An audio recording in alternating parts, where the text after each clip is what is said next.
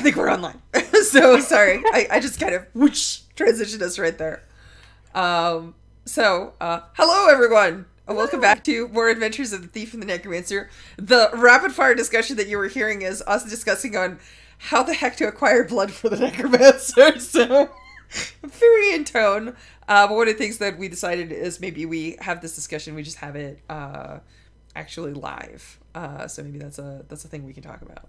So yeah, dear thief, I mean, I would love to get some blood at some point because I need to study it. I need to have 4 insights from blood, and it has to be from any person, not myself. So it does have to be human. It does not have to be fresh, but it does have to be blood. So yeah. So how do we? Oh, hey. Hello, need more loot. I see you in chat. I just want to not only acknowledge you, but point out that I love all of your Twitter threads with the awesome gifs. Yes. So yes. So yes. How do we want to approach this? Well, you had 2 suggestions. What was suggestion 1 and what was suggestion 2? I have 2 suggestions. One is if it's just a measure of blood, which is like a cup, which isn't that much blood, you can have my blood. Or if that's not an option, we could just sneak back into like the exhuming sort of like ritual chamber where they prepare these bodies for burial. That's true, because part of mummification would no doubt be actually draining the blood out of them. So if they do not want the blood, I am happy to take it for my studies. Yeah, it's just like recycling. Sorry. Yeah, so all right. So I think if we have to discuss this, I think the Necromancer is oddly recalcitrant to take your blood. I don't think I think that he definitely says like, I need blood to further my studies. And then if you're just like, well, if you just need some blood, I've got plenty in my body. I think the Necromancer acts almost like embarrassed. And it's just like, if I can set the scene. Yeah, it's like, I think we're sitting at a table, whether it's like an abandoned place that we're in or like a tavern or something. And I think like I just roll up a sleeve and then like sort of I'm on the table, be like, you could like take it. Like I couldn't. I have more of it. It's totally fine.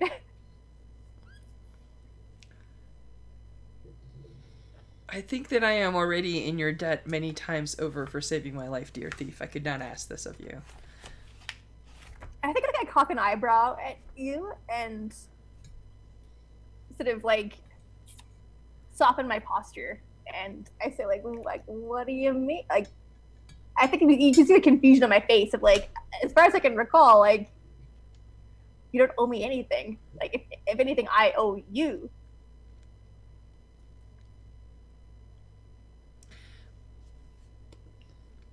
Necromancy has a terrible tendency to treat deceased people as objects. It is a necessary trick that one must perform in their perception in order to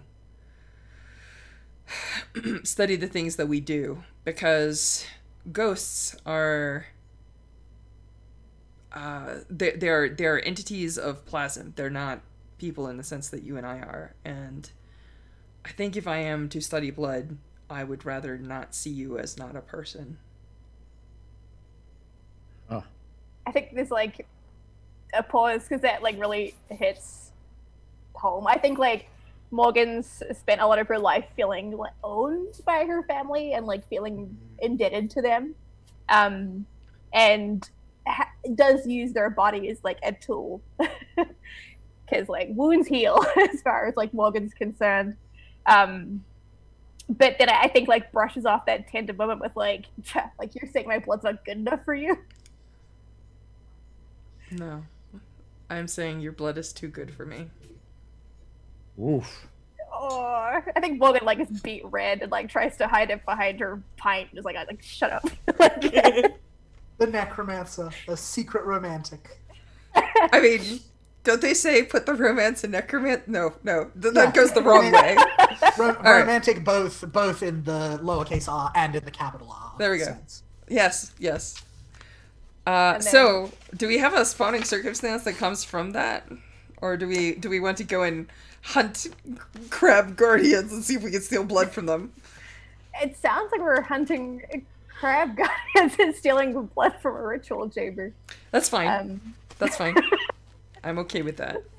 A day in the life of us. Okay, so are we... Okay, so there is a spawning circumstance that fits this. I'm sorry, I don't want to... this is your pick, so you can pick whatever you want, but I believe there's one that if you go to areas, you can find a ghoul or some other nightmarish creature. I feel like giant crab guardians maybe fit that theme. So like we could... What? You're in my head. That was like totally the one that I had in mind as like a backup if we weren't gonna go with like, you know, like my shitty blood. Sorry, no, I won't say that about myself. Yeah, that one sounds good. Which is... I'm looking for my spawning circumstance, so you're probably gonna find it faster than me. I need to find a sheet. I think it's Tell your volunteers that your nighttime excursions have brought you to a certain ruin outside the city. Yeah, wherein that's the you've one. encountered a ghoul, or perhaps a starving ghost, or perhaps some other kind of nightmare creature. So we could easily say our nighttime excursions have brought us to the preparation area outside the city. And perhaps we find a ghost, perhaps we find a giant crab, or other nightmarish creature. All of the above. What is a giant talking crab but a nightmare? I'm sorry, NML was like, the Necromancer spellbook is just poetry and fanfics. Yes, canon. Alright, let's, so yeah, does that sound like a good spawning circumstance, Lauren? Do we want to go with that? Yeah, I love it. Let's do it. Alright. So go ahead and ask our volunteers some appropriate questions. Okay. So for this one... Oh yeah, it's just like ask questions to set the stage. It's like, where is this ritual chamber in the city, and what does it look like? Is it similarly cavernous? Is it underground? Like, Good questions. Is it like is it a chamber at all, but maybe a plateau? Like, I don't know. Or is it housed within like petrified trees, or like a sort of woodland copse or something to like sort of bring the sea to the forest kind of thing? Oh, Judd, I have a thought. All right, let's do it. I just had a thought. Do you know what there's a lot of in blood? Iron. Iron. Oh, wow. So I think at the center of each of these little, like, Cranog stilt towns, there is...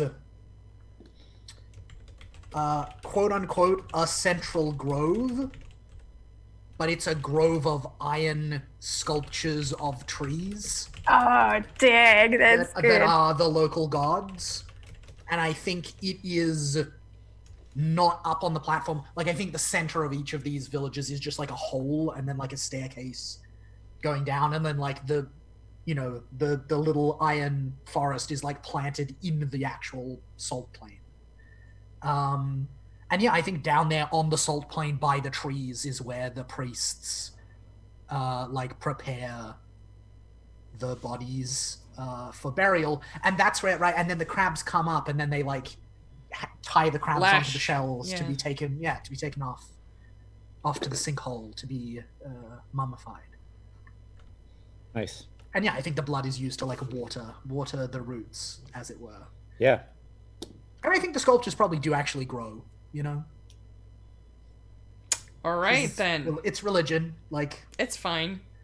That's how religion It's close works. enough. It's only slightly weird. It's fine. It's a metaphor. Yeah. How do we want to approach this, Lauren? Do we want to dress ourselves as priests? Do I invoke parlay the way that I did with the ghouls in session 1, or? I was gonna say, let's like take a time out. Like, did that go well for us? I forget. Did what? Oh, did it go well for us, like, pretending to be priests and sneaking into... We were very bad at the Places sneaking, often. but once we actually started talking to them frankly, it went a lot better. I see. But I- you may have tweaked your stats since, I don't know. I have an important question. I have an important question for Judd. Yeah. What do we think they've encountered? Our options are a ghoul, a starving ghost, or some other kind of nightmare creature. Right, our bad. And I think, having thought about it, I don't think it's a crab. I think the crabs, hang out at the sinkhole. Right. So do we have a thought as to what manner of like spooky encounter?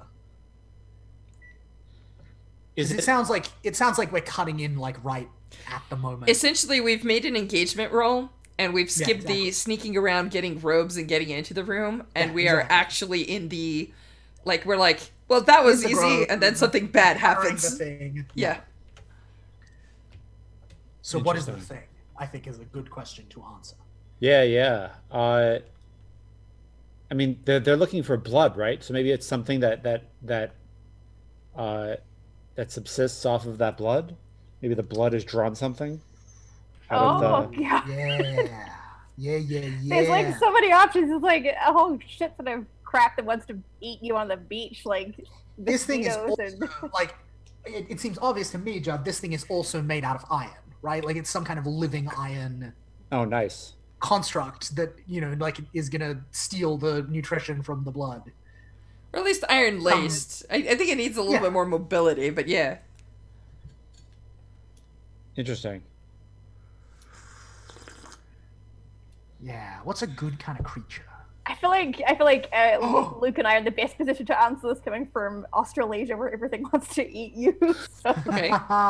Oh my god, I have a thought. I have a horrible thought.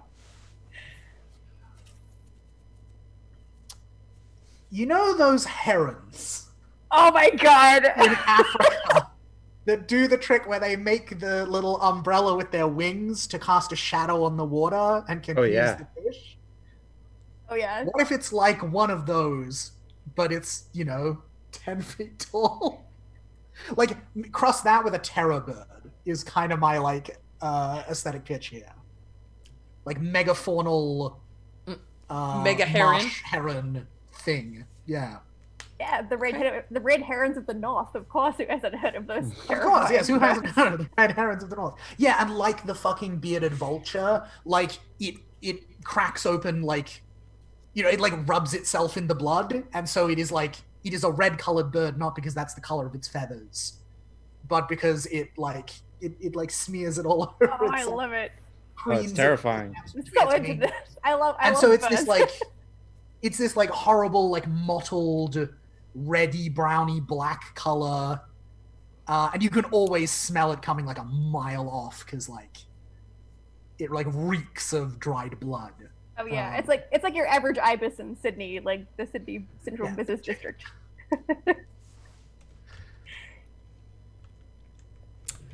All Nice. right. So I think like the first instance, like you're in the chamber with the bodies, and it seems like, oh, this is going to be really easy, and then something blocks the moonlight, Yeah. right? Yeah, because I think the bodies, I think what they do is they lash the feet of the bodies to the branches of the tree sculptures, and they just like slit the jugular and just let them like drip out, Yeah. like in a slaughterhouse. And so yeah, like you're just like, oh look, that one's still dripping. Like I'll just take my bowl over there, and then yeah, suddenly no moon. It has come for its tithe. Yeah. Cool. Thief, what's the plan? Does one of us try to acrobatically dodge away from the evil bird? Or, I don't... See, you want to know something hilarious? The correct way to deal with this problem is for me to attempt to scare it. But the way that I scare it is I have to learn the spell, and to learn the spell I need blood. Oh no! Well, We're just a little too early. Alright. if you need, so I could perform a distraction while you get the blood. You have distraction abilities? How did I not know this? Please go ahead. Well, I'm don't sure I can get yourself killed, but yes, I'm terrified of this giant metal bird. I'm sure I can fill something up, like, you know, positioning several mirrors in a way that, like, I appear as an illusion or something like that, or... Oh, are there, like, sacred, plates that are polished that act as mirrors around here that we can use to mess with its sense of shadow? Ask the volunteers, are there shiny objects I can use to distract this bird?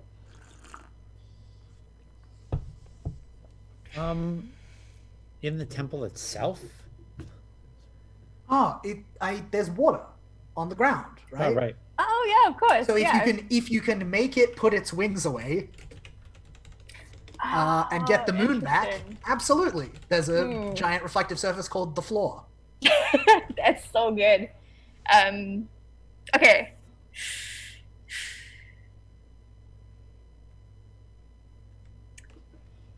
I could construct a very elaborate distraction while you get that blood. Okay. Do be mindful of the fact that there's probably like a dozen bodies hanging upside down here, so getting lost amongst them or like using them as tools is also an option. Oh, that's a good point. That's true. I hadn't thought about desecrating the corpses that are in this place. If you don't want to, that's also okay. That says a thing about your character. The Necromancer has no such qualms because working with dead bodies is part of our shtick. Yeah, I think like for the thief, it's that classic case of like, oh, if they're rich people, like whatever. But like, you know, that's my particular like idiom. Thing. Yeah. Yeah. You judge people even after they're dead by the wealth they had in life. He who dies with the most toys gets looted. Yeah, of course. At a glance, O Thief, it was kind of hard to tell which of the bodies looked rich and which of the bodies looked poor. Perhaps that could be a challenge. Okay.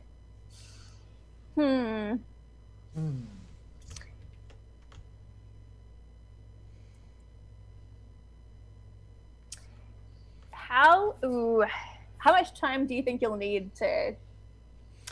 I would assume that I will need a minute or two to attempt to get.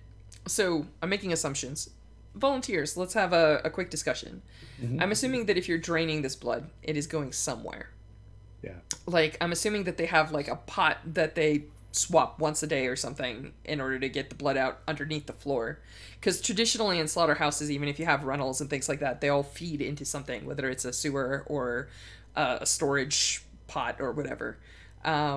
So yeah, but remember, Strash, like this is just built, like this is just down on the plane. I understand. So there's like an endless sea worth of water to dilute it. I see. So they're just dumping blood into water? Yeah, I thought that they were gathering it to feed to the trees, right? The bodies are hung from the trees, so I see. It like drips down into the water at the bases of the trees where the roots would be. So basically what I would need is like to get a fresh body and just grab it into a container or two. I actually don't. It's hilarious. I actually have a bunch of people who run funerary homes and embalmer friends. So I should probably know how long something like this would take. But since we don't have pumps or additional pressure and we're mostly like trusting to gravity to do this, I would guess that I would need somewhere in the order of 5 minutes. So not a lot of time, but not like no time. It's not mere seconds. I gotta put something underneath them. Now the thing is that action probably doesn't take a lot of time, and then I need to collect the remaining stuff. But clearly this bird is here to perform a similar function, because if its feathers are red, it's not interested necessarily in the meaty bits, it's interested in the remaining stuff. And clearly it's big enough, and it's been coming here a while, so like the priests don't mind, I guess. But so I don't know. Maybe it's a holy bird. Religion is strange. Oh, I am not gainsaying that. I'm just saying, maybe I am not. Actually, let me ask that question. As a Necromancer, I'm probably very familiar with funerary rites. Do I know if this bird is part of their religion? Oh. Strash, great question. I've got a thought. God? Yeah, Yeah. I think it was, and the god that it served died, and now it's just kind of this giant parasitic predator without Its own priesthood to sustain it. without its own priesthood to sustain it, and that's why it comes out here to steal blood like this. Do I know? Like, what are the local priests gonna do? You know, Right. like. Yeah, it's a giant angry metal bird. Yeah. I think its god died when something came out of the edge of the world. I think that's why the stars don't shine here, because the star gods don't want to get okay. they don't want to get that close to the edge of everything. Because I think if you Alright. sail much farther north than this, like It's all frozen. It got eaten. The I life. don't think the it's life even in it frozen. got I think eaten. I think it's just dark. Oh, Ooh, Like cool. water like ink, sky with no stars in it, and like sometimes things come out of it, supposedly in the myth. oh, good. Yeah. Lauren, how do you feel about boat adventures next time? I love boat adventures. Okay. I love going into dark, cold places. I don't know about going further north. All I'm saying is we may want to leave this continent and go west or something. Cool, cool. West, life is peaceful there. Go west. What's over now? I did All not know right. we were going to go musical. I had no idea. I'm actually genuinely shocked, but amused and entertained. I'm I love totally it. down with it. Totally I down am with here it. for it. If a little intimidated. That's the only reason. That's the only like negative feeling I'm feeling is Oh, come on, Judd. intimidated by my lack of musical ability. We are totally going to do karaoke night someday. And then yes. you'll realize that it's all in good fun. Big Bad good. Con 2021. Let's fucking go. Yes, 100. Tomer is super into this, so we can definitely organize it. There's no joke. I am 100% there. You have not lived until you hear me belting out 80s power ballads. All right, Whether I can make it over is the question. But we'll we make got- it happen, we've got Luke. a- Somehow we'll we've use got our a bird. magic. We've got a bird to deal with. All right, let's Sounds deal good. with metal birds. Okay. Cool. So, in that time, I have come up with the brilliant plan of just waving my arms, like not waving my arms around, but like using my acrobatic skills to provide an acrobatic distraction while you drain some blood. Awesome. So basically, what you're saying is that you're going to use your acrobatic skills to stay one step ahead of the giant metal bird. Yeah, exactly. Like bait it and then like duck and roll, dodge out of the way. Like this is just the classic stuff that you do is in street magic acts and tightrope walking and stuff. Yeah. All right. Yeah, I'm 100% there. This is very dangerous, though. Oh yeah. yeah. Don't worry about. Yeah. Is there exertion here? Or do you want us to tell you what happens? Okay, so yeah. I think first she asks if she can just do it. It depends Yes. on the exertion. Yeah, totally. So yeah, I can use leap and defy, the one I'm looking at, to amaze my audience or like distract them because they're scary birds. I And to described traverse dangerous terrain made dangerous by the presence of a giant bird. exactly. Mega Herod. So I described my intended course, which I think is just to like duck, weave, dodge, roll, like hide behind rocks, like just try and create some distraction for this really scary bird. And then I asked my volunteers to choose one of the following, which is, dramatic as it seems, it'll be safe and easy for an acrobat like me. Absolutely Or- not. It's possible, but it'll test my strength, balance, and or endurance, and I might fall, fail, or strand myself, which that's a bit more likely. Or it's simply impossible. No human creature could do this. It's the middle one. I make a roll. What do we think, Judd? How cool is this scary, bloody bird? I think a human could do this, conceivably. And by this you mean confuse it by waving your arms? I'm trying to. Oh no, like it's like sort of Somersault around and like get Okay. it. Bait out Yeah. strikes, but like backflip out of the way. Got it. I missed that. I missed that big Oh time. yeah. Okay. No I problem. was like, man, people are really down with this waving arm plan, and I don't understand. No. I missed something. I don't think missed this is a very good plan. The waving arms is to initiate the look at me That's and step strike one. at me, right? Got it. That makes sense. Yes, I think a human could totally do this. Yes. Yeah. But it won't be safe and easy. No. Absolutely. Excellent. That's what I like to hear. Okay, cool. So I'll If it roll goes today. wrong, oof. I gotta roll under a 4, so we'll see how this goes. This might be the end of the thief. I got one You rolled a 4, which you need to roll a 4 or less, and you need. Oh, did you say under 4 or? My stat is 4. It's Yes, you need a 4 or less. Oh, So cool, yeah. this is amazing because technically in this game, the best success you can get is as close to the number as possible. So you got the best success you can. Yeah. This is a crit. Sweet. This is a crit, yeah. On a hit, I can choose as many as I roll. So I can each pick 4. Holy shit! Things are going so well. I wasn't expecting this. Okay, so I can leap quickly enough, lightly enough, and far enough. Mhm. I have this endurance and stamina, Mm. and I can land in a safe roll and spring to my feet. I think those are the. Oh, and I have one more, and I can keep my balance. And then I ask the volunteers if this is enough, and if I reach my destination, which I'm guessing this is back with my dear Necromancer friend. If it's not enough, I'm stranded or I'm falling. But I guess. Sorry. Oh yeah, so basically, is that enough to be quick, keep my balance, have the endurance and stamina, and be able to roll and spring safely? Enough to what? Avoid the heron. Not die. Yeah. Yeah. Avoid the heron's pecks and stuff. Yeah, I think its tremendous beak comes down on the wood like a spear, or a javelin a bunch of times, and always missing you, and you are proving wrong the old northern cautionary saying, do not dance under the red heron, because you are absolutely dancing under the red heron.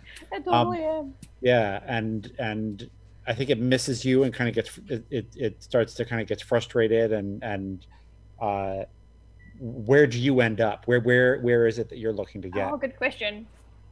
I think my goal was to kind of just like bait it out, and then when my Necromancer friend gave a signal to be like I'm good, then we can kind of book it. So I guess Interesting. Okay. yeah, like it's anywhere safe, whether that's like a crevice like in the rocks or Yeah. I'm under the Cranog, among the stilts, where it's too narrow for it to like really follow you, and it's just reduced to like kind of trying to snap at you. heck yeah, so we get that cool shot of like this like big heron beak like coming in like very repeatedly into that space, and yeah, that's very cool. Like Nice. anytime now. We're good. We're good. And I think part of this is enough too, right? Is that like in order to chase you, it has had to lower its wings. So you do have that giant mirror now, in the form of the floor of the floodplain, if you want it. Excellent. How are you doing, Necromancer? Oh, I'm good. You did the thing. You distracted the thing. I assume I can put a pot under something and cut it open. And if there were shots of you doing absolutely incredible parkour and surviving impossible shots and snaps by this megafauna, I think that if it snaps back, the Necromancer's extent of this job is basically going, come on, what more else? Yeah, it's just Okay. like the Necromancer like whistling and like checking his watch and like looking at how full the bowl is. Do. Yeah, my job is Is- easy. You're doing all the difficulty here. Is Gurn like looking over your shoulder and like, oh, you're missing a drop. Watch it. He's kind of like backseat. Backseat blood gathering. Blood Yes. gathering, yeah. I love it. I definitely want to like roleplay Gurn more. I remember reading about Gurn and being like, oh, I can't wait to roleplay him. And it's been like 3 games, and I have gone totally Gurnless. And, Would you like to narrate down? I mean, no, it just like a little bit of backseat blood gathering, I think is a start. But I just need to like remind myself of that Gurn exists, and he's this kind of and he's always omnipresent. There. Yeah, omnipresent, interesting entity. So anyway, I do think the one problem, the one downside to all of this is that, like, you know, you wedge yourself in among the stilts, O thief, and the heron like snaps at you another like dozen times and is just getting nowhere. And I think then the necromancer like makes a little splashing noise or like grunts as he's squeezing the body or whatever it is, and like the heron is like, this snail is too hard to pry out of its shell. But kind of does that snail looks delicious. Yeah, does that classic, like, very, very slow, ominous bird, like, turns around its long neck without actually turning around and just, like, stares at you. Oh my god, I love it. Eyes. I think as it does too, Morgan sees its attention going away, and it's like, hey! Like, sort of starts throwing obscenities at the heron and, like, hipping rocks at it from, like, the ground that she has, but its attention, like, is just totally fixated on nice Necromancer. But I'm trying my hardest. If it comes for me, it comes for me. We'll see. You have saved me before in scenarios like this, but I might actually have a trick here. We'll see. Does Gurn like Morgan? Great question. I don't know if we've had that conversation, Judd. Yeah. I just feel like Gurn would, like, as you are like gathering the last little bit of a bottle, and the heron like stops going after Morgan because Morgan's just too hard to get, and it rises up and blocks the moon again, and you realize that it's going to start coming after you. Gurn says something like, "And the thief leaves you to deal with problems once again."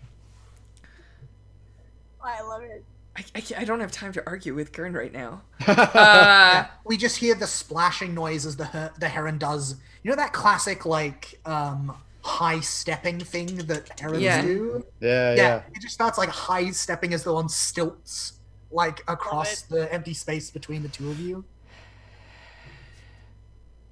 Yeah, I think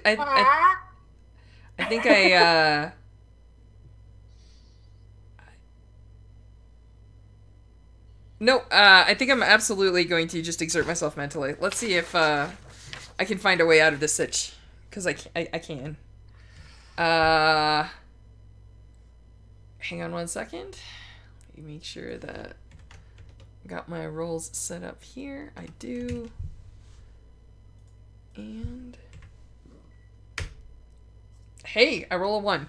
I get to ask one question, and I believe that I only need one question, which is... Is everything cool here, or is there something going on? Yeah, that is absolutely... No, that is not the question. My question is, I'm looking for a way to get away from the heron, right? Like, obviously this thing doesn't saunter through the streets and do its shtick, like, 24/7. So, like, is there, like, a way that I can just, like, duck it? Like, if I hold my breath long enough and just dive under the water, is that a thing? Like, will it just give up after a few minutes if I don't splash much and go back to the much easier food but less tasty food of the corpses?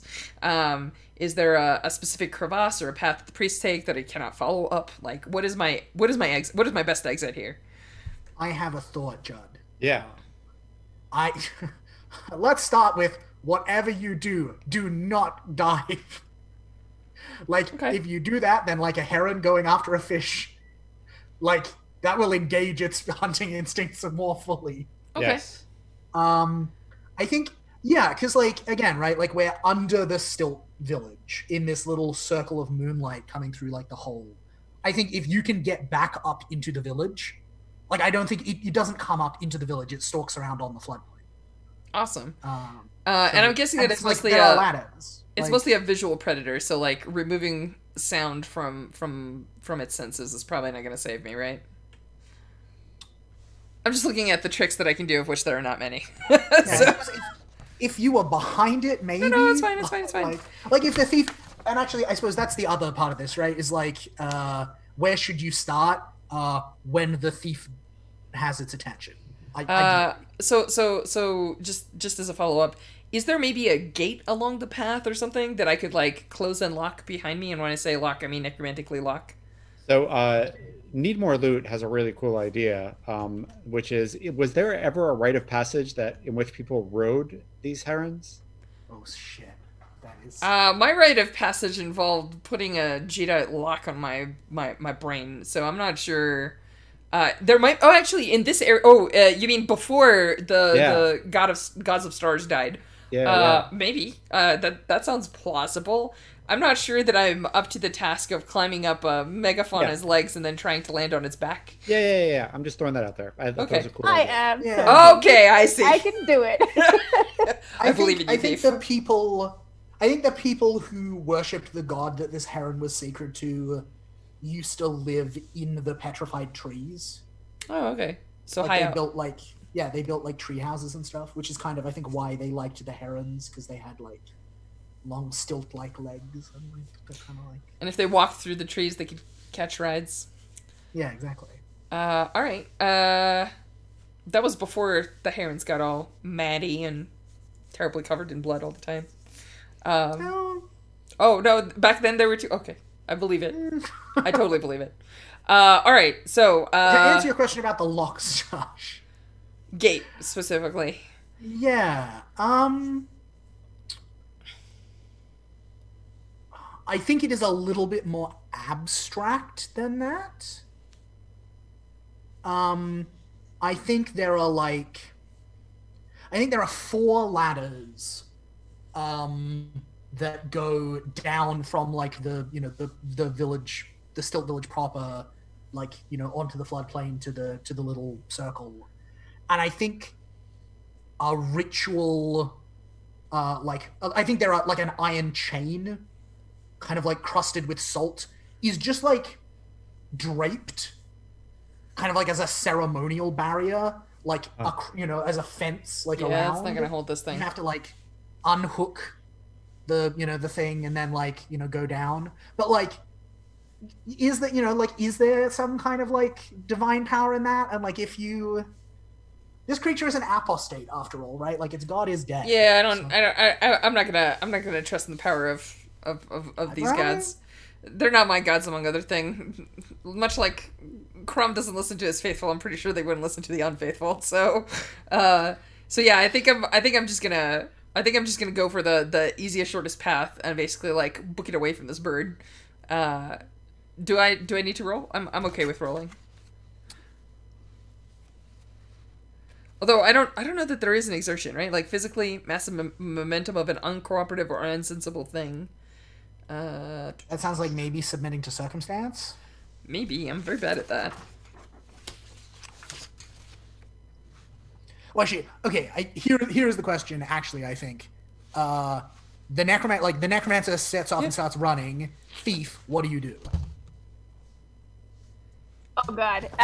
Because I think whether or not the bird chases is fairly relevant to whether Strash is going to end up submitting to circumstance or not.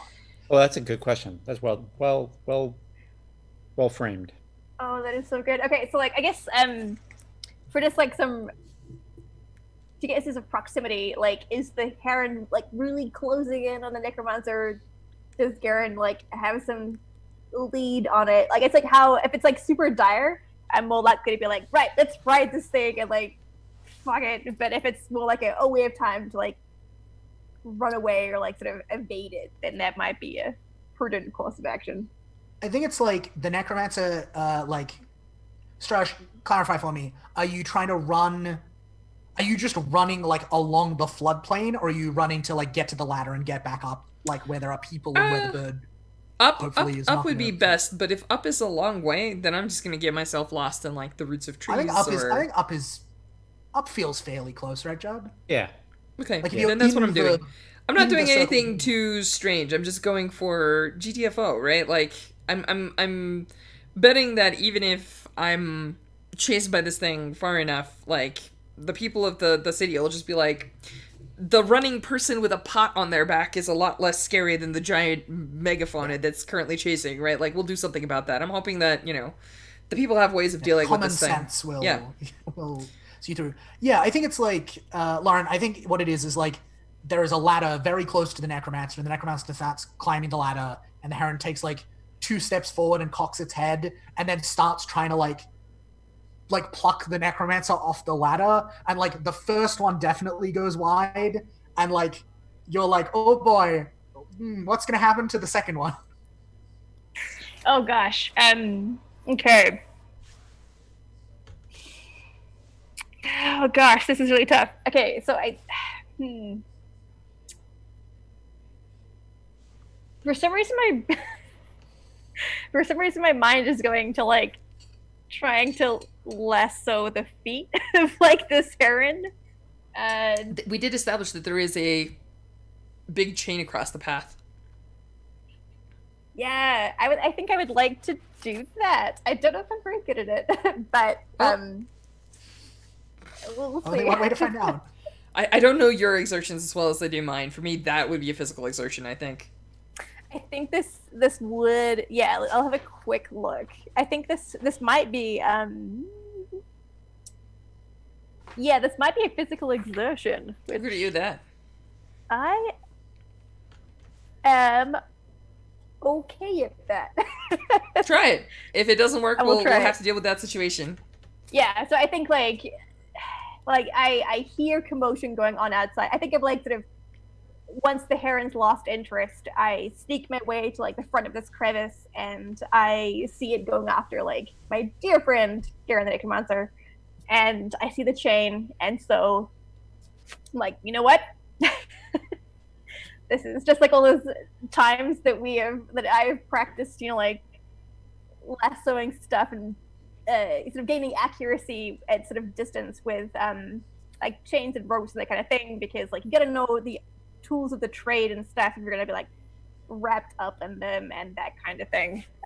So I think I will physically adapt myself by grabbing this chain and then just kind of like trying to like hoof it around the heron's leg, just to sort of like pull it back enough or like trip it up or do something where its beak is gonna have a harder time plucking at my Necromancer friend.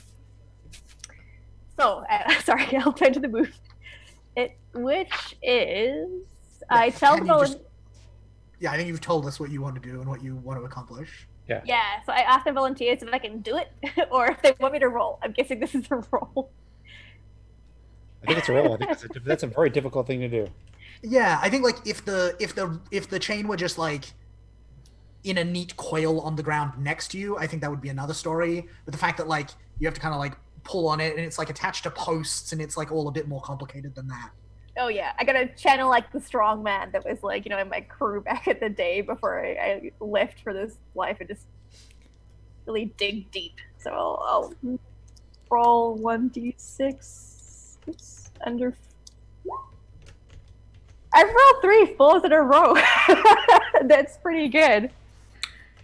Which is still under, because it's my nimble plus inventive for physical stuff, which is 1 + 3 is 4. Yep, so 4 or less. 4 or less. So I on a hit, I am up to the challenge, and whatever terms make sense for the circumstances. Technically, I can choose as many as my roll, but if 1 or 2 will settle it, I don't have to keep choosing. Just tell the volunteers you're adept enough and you have the endurance for it, or whatever, and ask them what happens. So I think here you need, what, strength and speed? Yeah, I think I'm strong enough, and my footing is good enough, and I have the endurance for it. So I can, I just like, dig in. Whatever like overcomes me, like it's like brute strength boss for this quite petite woman, or I don't know. And then just like wrap the chain around the leg. It goes around several times, and then it's just like a like, you know, when it's off balance. And then I wouldn't hurt it necessarily, but just to get away from my friend. It's a Battle of Hoth moment.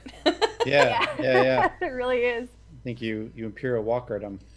Yeah. Chad, I have an important question before we answer what happens next. Yeah. Do we think this chain is actually like sacred after all, or was that right? Like, because like the reasoning, the purpose of the chain was like to make this ritual barrier to do things like keep anathema birds away belonging to other gods, right, from getting like up the top and like escaping into the chewing city. on people.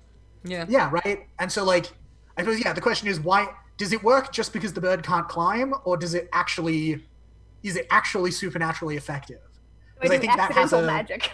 Yeah, I think that has a great deal of kind of like bearing on what happens when the bird is wrapped around with it. Yeah, I mean, I think the bird evolved on a floodplain. I think it's just not good at climbing. Yeah. Yeah, legit. Yeah, so like I guess the rope wraps around its leg, and it like its leg comes out from under it, and it kind of like spreads its wings and like ungainingly like flops around in the mud for a bit, and like by the time it kicks the chain free and like has its shit together and stands back up, the Necromancer is like up the top of the ladder, out of reach. I think the Necromancer is sitting at the top of the ladder, looking back down, and whispering to Gurn, "See? Didn't leave me behind after all." Aww. Indeed. She remains good bait. We're never gonna see eye to eye on this, are we? I don't have eyes anymore. Your master's sorted that. Ooh. Ouch. Very cool. Nice. So it that sounds was like that was me channeling Judd as hard as I could. That was awesome. So it sounds like the Necromancer can get away. Yeah, the Necromancer's all good. But yeah, the bird is now getting up, Thief, and you're, in the moonlight, holding this chain, probably like your feet sunk into the mud a little from like having to like plant yourself. Oh, totally. Do you think you could? So getting your boots free might be a little tricky, and yeah, the bird is just like. I have a bizarre can question. See that you're now out of your shell and like lets out like a rattling hiss. You once told me, Lauren, I don't know how this works, only you know this move because I don't actually know your moves, but you told me once that you could de-escalate a situation. Perhaps you can make a bargain with this bird to let it loose if it just goes and eats those corpses peacefully and leaves us the F alone. I definitely can try. Are you any good at it? I have no idea. I think it's a thief's exertion, which I believe is a 4. Yeah. Yeah, with grace and calm. Oh no, it'd be a 2. I'd be rolling a 2. Oh. Never mind, acrobatics it is. I'm not very good at de-escalating things anymore. Oh gosh, yeah. I think this is a case of like. Okay, so like this bird is quite huge. Rough intuitive calculations. I can scale its legs, hop across its body, up its like big heron neck, and then just F it and jump for that ladder. All right. That sure is a thing you could try and do. You could try it. Well, yeah. Let's see. I think that would be another leap into Phi. I just really, I have that thing in my head of like riding the heron. I can't get out of my brain. Yeah, so dangerous terrain. A heron. Yeah. Yeah, this sounds like. I guess my big question is this impossible or is it possible with a roll? Judd? It's possible. Yeah. Okay. But people used to do it. So, like, clearly, unless the myths and fables are all lies, which is always possible. Right. Very In true. theory, it's doable. Yeah. Okay. I think this is for needs for loot, I guess. I'll go ahead and roll a d6. See if I can roll better than a 4. Or under a 4, I suppose. Roll 1d6 under 4. Oh!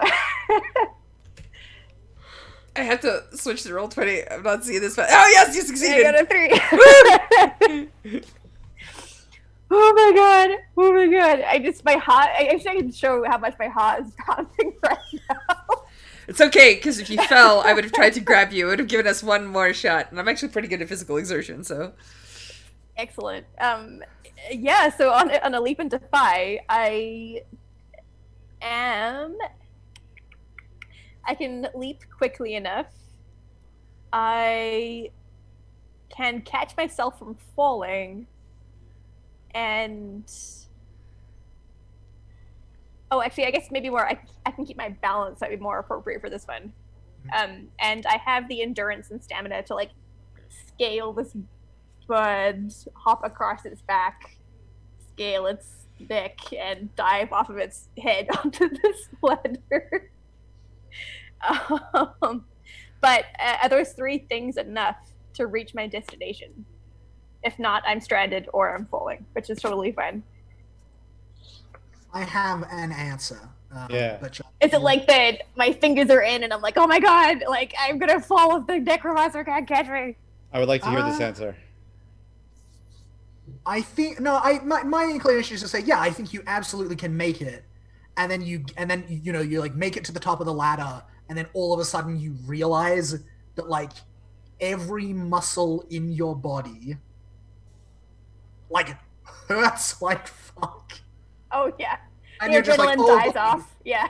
Yeah, the adrenaline ebbs, right? Because like this is the second time you've done a like almost impossible like physical feat, and I think. Well, actually, no. Sorry, the third time because there was the chain as well. And so I think, you're just like you can't even like you can't walk under your own power. You just kind of like flop onto the top with the bone deep knowledge that like you are going to feel this tomorrow. Oh, lovely. And it is not going to be fun. And the bird just lets out this like frustrated like noise, and then like it goes and like starts like bathing itself in the bloody water under one of the bodies, like sulkily. I think if I'm assuming Garen comes and tries to help me up the Oh no, yeah, I actually have been waiting at the top of the ladder. I didn't like just run, right? Like I waited. So like if you make it close enough, like I definitely like help you up out of the hole wherever this ladder leads. And if you need someone to lean on or carry you, that is fine. Oh, I will totally take that offer, and it will come with a line of like, "You get in his head, my blood."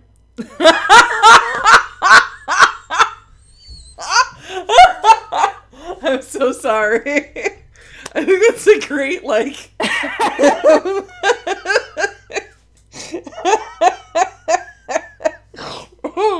Oh my god, that was amazing. It's true though.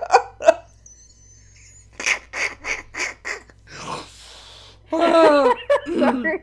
I feel like there would be things written by like necromancers for like, hey, when you're an apprentice, a buddy of yours is definitely going to offer to give you some blood, and it's almost always a bad idea. Like it's always going to fuck up the relationship, and a cup of blood doesn't sound like or a measure of blood doesn't sound like a lot until your blood is draining into a cup, and then it's a lot. I just feel like that's one of those things that'd be like, oh, a measure of that's not that much. Like you get cut and you're like, oh shit, no wait, that's a lot of blood. Yeah, it's like giving blood, I reckon, probably comes out to about a cup, but like right. That's in a very controlled fashion where there's not going to be any excess bleeding. Right. Which there will be. And where you don't have to worry about the healing process, which you would. Yes. And like even then, I nearly passed out giving blood once. Like. As did I. Yes. Yeah. Totally. Judd and I know how it is. Yes. Having both been the subject of a necromancer friend before. Amazing. So I actually do have some questions. So I think the necromancer feels at least a little guilty though. So the question that I have though for Lauren is, how much does Morgan play up the whole sore muscles thing? Because you could easily get me like going out to like fetch some food and some ice and like things like that. So like how like do you milk it or do you like try and shrug it off? How do you act about it? I think I think Morgan tries to play it off like I'm fine, but then if Garen is like, oh, but I'll bring you some like soup or something, and like then Morgan's maybe like, oh, like maybe I could like milk this a little bit. But yeah, it's not a huge milking. Okay. So just a little, like, it just hurts here. Could you, get me another brew from the pub? Oh, like, totally like, yeah, I feel so much better now. Thank you. You're a real There's friend. definitely an Epsom salt bath in the Thief's Speech Oh now. my god, yes. Yeah, I think the Necromancer assuages some guilt at not taking the blood from by absolutely, pampering you for at least a couple days there. So Aw. cool. So do we want to have another adventure in this city, or do we want to split? And also, what is the time? Let me double check our. It is 11:30. Luke, how are you for time? I know you had games last time after. I am good. That game is not on today. Oh, awesome. Do we want to do one more spawning circumstance, or is this where we call it for the eve? Is Judd about to turn back into a pumpkin? Yeah, I could be done for the night. I think I had a long day, so Cool. I would be cool with stopping. Thank you. So, do we want to have a slightly Aegon-ish ocean adventure or two as we traverse to another continent next time? Does that sound fun?